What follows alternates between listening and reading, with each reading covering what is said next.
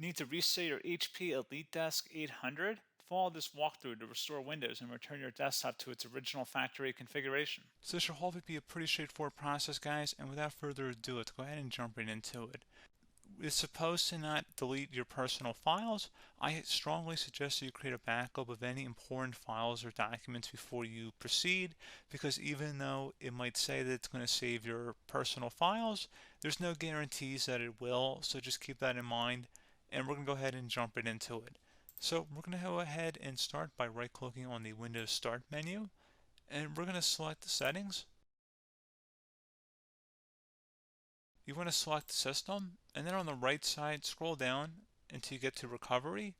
Reset Advanced Startup Previous Version of Windows. Go ahead and open that up. So we're going to start by going underneath Recovery Options, reset this PC, choose to keep or remove your personal files, then reinstall Windows. Go ahead and select Reset PC.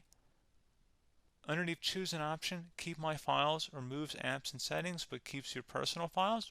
Now, like I said, there's no guarantee, but you still want to create a backup, but we are going to select that for today's tutorial here. And it's going to ask how would you like to reinstall Windows. I usually do a local reinstall, so that's what I'm going to select. And current settings is going to reinstall Windows from this device, and then we're going to select next again. This shouldn't take too long here, guys.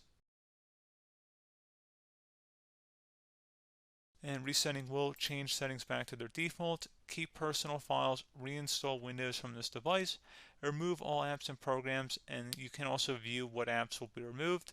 This will take some time and your PC will restart.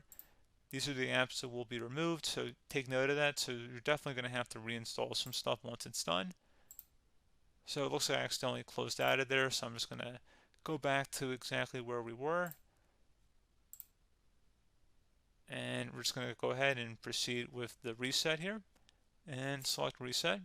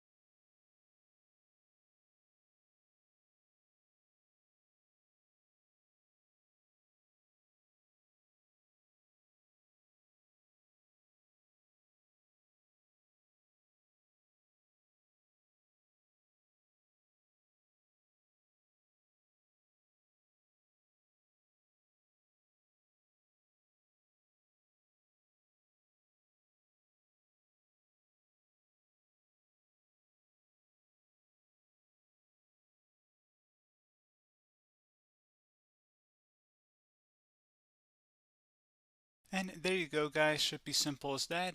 Go ahead and reinstall any of the applications that were removed. You can see a list of them by clicking on the link that's going to be on our desktop here. And that's pretty much it, guys. So, as always, thank you for watching this brief tutorial. Do hope I was able to help you out, and I do look forward to catching you all in the next tutorial. Goodbye.